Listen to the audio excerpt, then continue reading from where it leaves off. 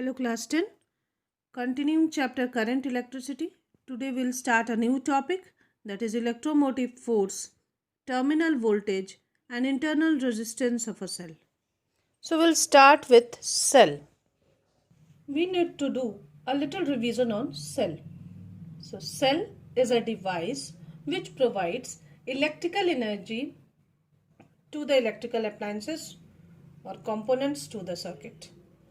So basically this is how we represent cell. One has a positive terminal and one has negative terminal. It is also called smaller potential and higher potential. So this is basically a circuit diagram we have studied in our previous classes. This is how it is connected to a bulb, and this is the key. So cell provides electrical energy to all the appliances. Cell do not produce charge. Okay, because charge is neither created nor destroyed. We have studied this. Cell do not produce charge by itself. Cell maintains a potential difference between the two terminals, the positive and the negative terminals. So cell maintains a potential difference which forces the charge or the electrons to move in the circuit. Now the chemistry of the cell. Now the chemistry of the cell is the chemical energy of the cell converted to electrical energy. Now we will discuss about a simple cell. Now to explain the chemical reaction of the cell, this is the complete circuit diagram. Now current flows from higher potential to the lower potential. But which one is higher potential and which one is low potential? So we will find it now. As I told you that these two are working as the electrodes in this solution, the conducting solution it is called, or electrolytes. As I told, these two are working as electrodes, and electrodes are made up of metal pieces. So, when electrons, the charge are deposited. So, this side negative charge deposited, so it is called anode, and this side positive charge deposited, and hence it is called cathode. Electrons move from anode to cathode. So current will just move opposite to that of the electrons. Okay, now when we are talking about these two electrodes, that means this electrode is rich in negative term and this electrode is rich in positive ions. So that means there is a difference in the potential. This terminal is rich in negative ions and this terminal is rich in positive ions. Hence there is a difference in the potential.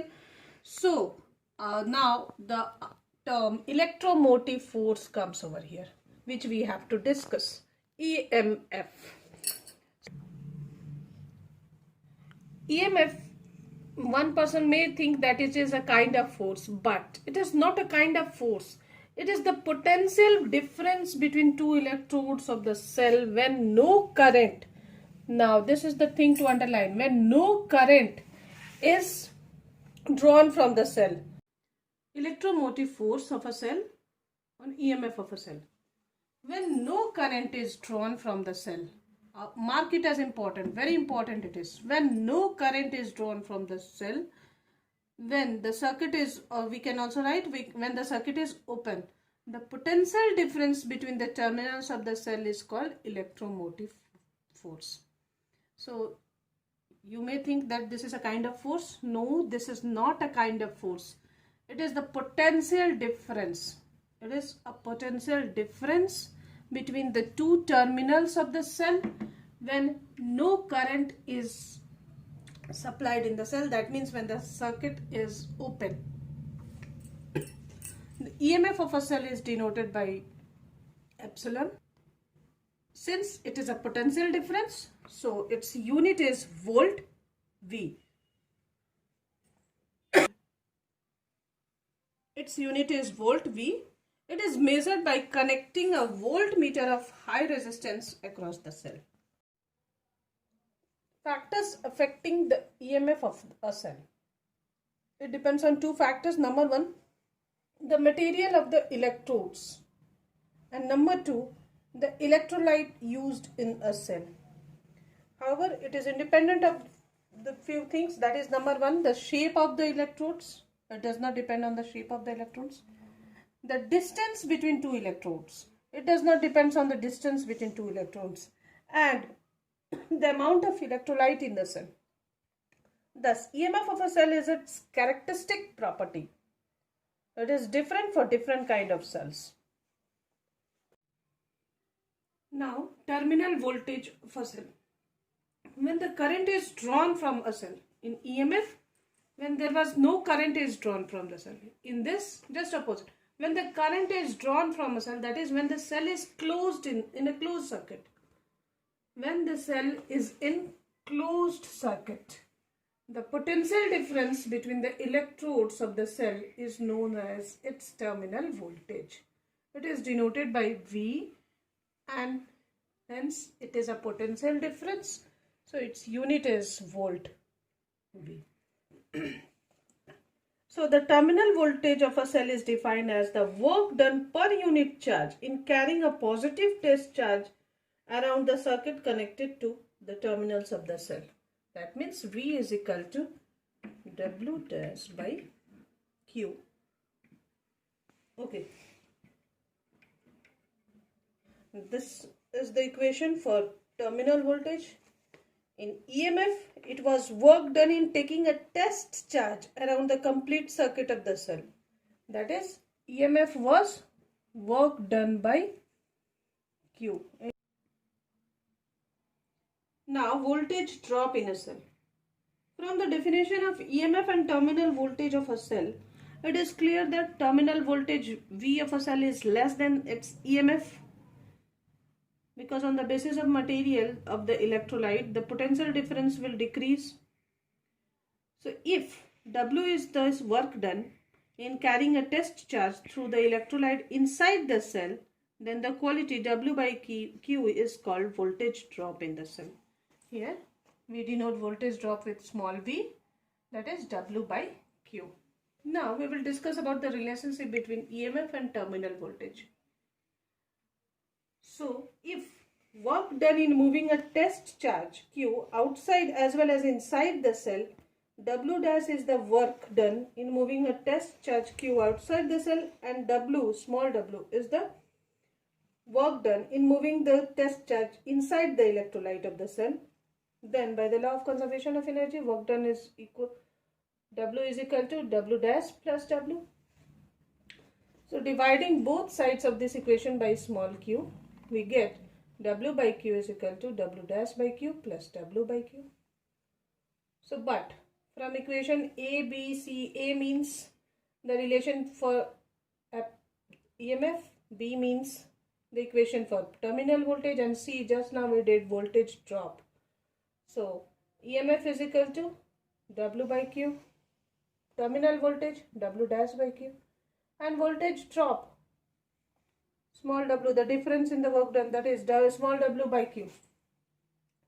So substituting this value, we get a relationship between EMF and terminal voltage, that is epsilon is equal to terminal voltage plus voltage drop.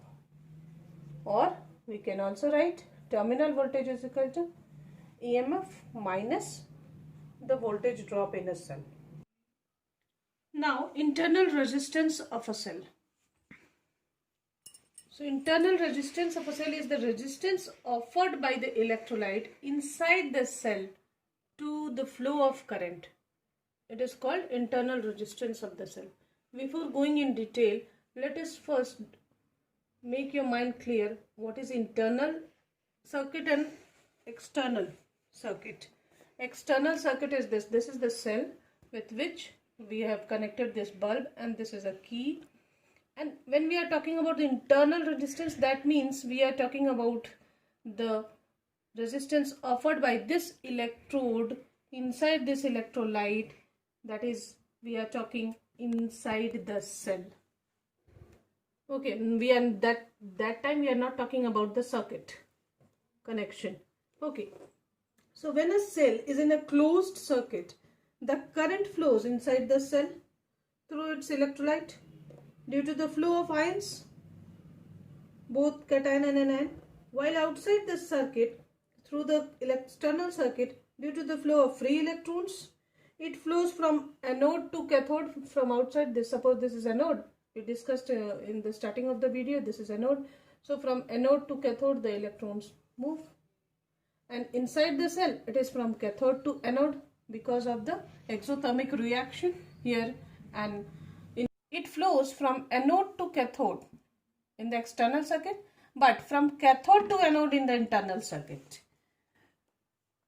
Okay, so inside the cell, through the electrolyte, so to maintain a constant potential difference for the continuous flow, the resistance offered by the electrolyte inside the cell to the flow of current is called internal resistance of the cell.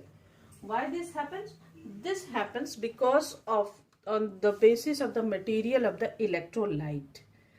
Because of the electrolyte offer obstacle to the flow of current, this electron is facing resistance in the internal circuit, and this resistance is known as internal resistance of a cell.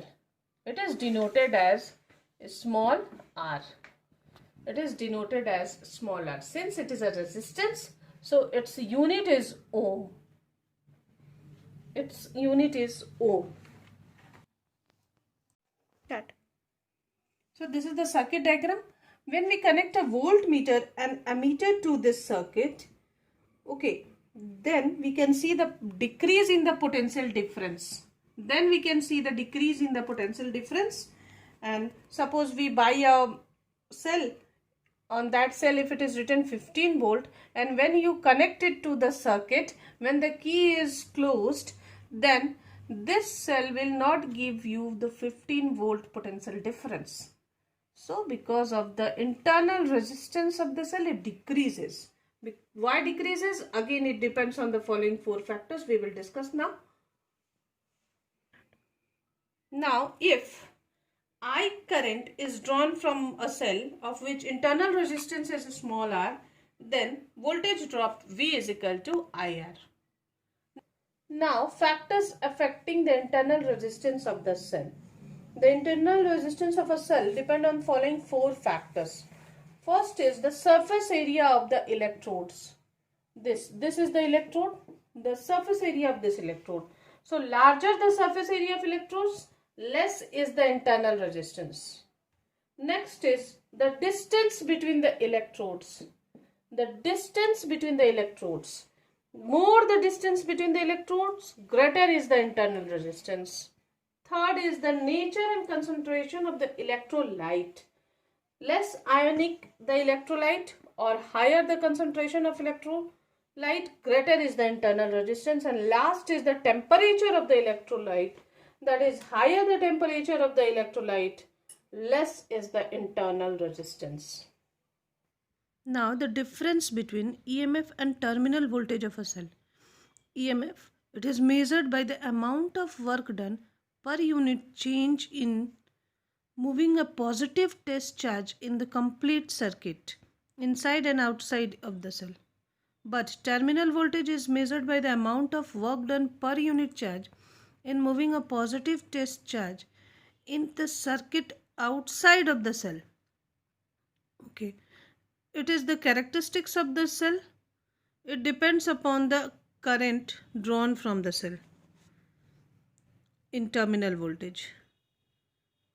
Third point, EMF of the cell, it is equal to the terminal voltage when cell is not in use, while greater than the terminal voltage when cell is in use.